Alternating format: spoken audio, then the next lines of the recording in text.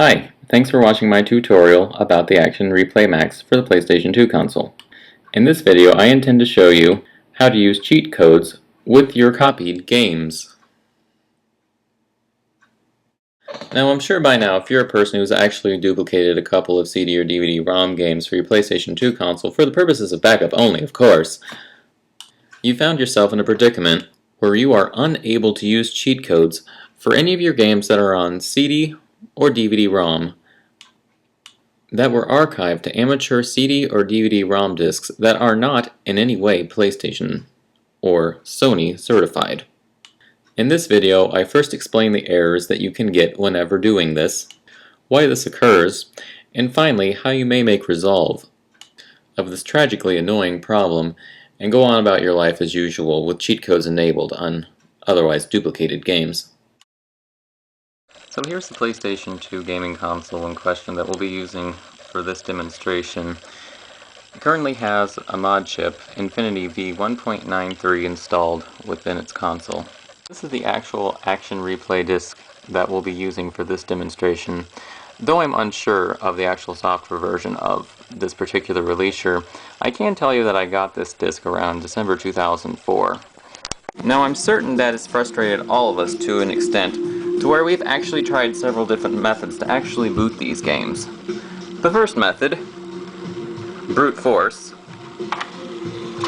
Oh, take the disc out while it's still spinning, and put the bootleg in. Close lid.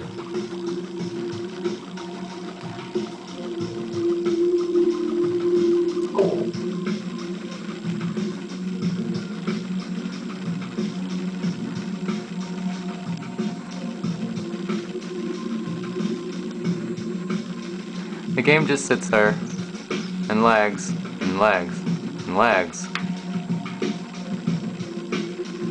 Eventually, the software crashes.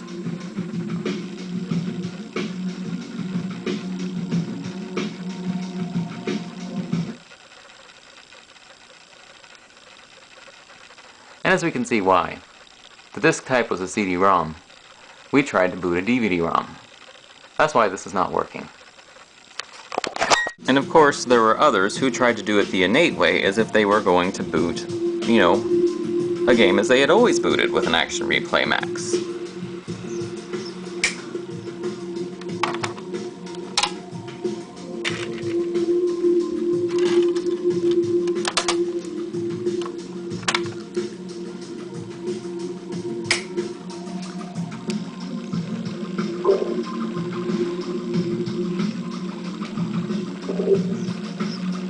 What the heck?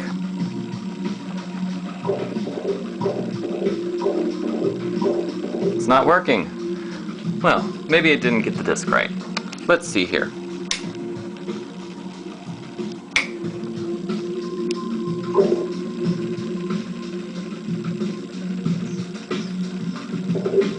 What's going on?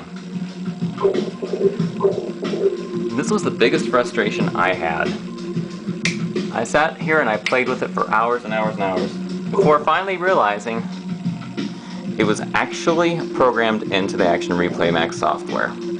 There were no tutorials, nothing of mention about any way to resolve this problem until I blatantly figured it out myself. So here's how we're going to go about fixing this and making it work for you. Now right here in the right hand corner of the console is actually one of the lid buttons of the two. You can actually poke through to this from the outside. I don't recommend it as the switch is very, very delicate, and I ended up breaking two switches as a result of this. So instead, I decided to use a intermediate switch and install it externally on the outside. Now, unless you know exactly what you're doing, I don't recommend that you actually try this procedure, so consult with somebody who knows a little bit about soldering before continuing. But basically, there are wires run from inside here all the way out to the back. I have two wires modded into an old electric light switch that came from somewhere in my house that I've upgraded to new wiring. But anyway, one switch, one wire goes here and another wire goes here. This is standard in pretty much any electric light switch. So that's what that looks like after you get the wires to the outside. So this is the actual loading screen of what my particular action replay looks like whenever it initially boots up.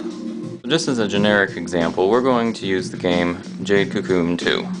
So we have the cheat code that's enabled. We'll press the button. Now it's going to ask us to insert our disk. Okay, so the critical thing is making sure that you do these steps exactly the way that I tell you to do them, right here and now. In order to enable cheat codes with an Action Replay Max, even on a pre-modified console with a mod chip installed, you still have to do a double swap in order to make it work. And the only reason I can really point out is it must have been purposely done by the programmers, as I'll show you after I show you the correct procedure on doing this. So in order to make this work, you need two things. You need an authentic game, as well as your copy, of course. Now, with your authentic game, you need to make sure that the ROM size of the actual game is bigger than that of your copy. Personally, I choose Devil May Cry because that's about the biggest game that I know of that isn't a dual layer game.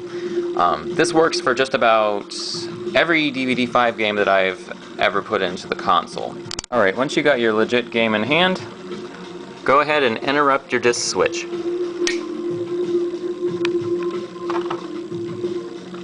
Remove your Action Replay disc.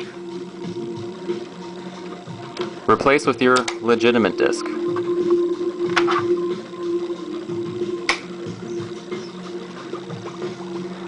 Count to about 8. 2, 3, 4, 5, 6, 7, 8. Pop open the lid quickly. Remove your legitimate game. Replace game. Close lid. And then finally, press your button.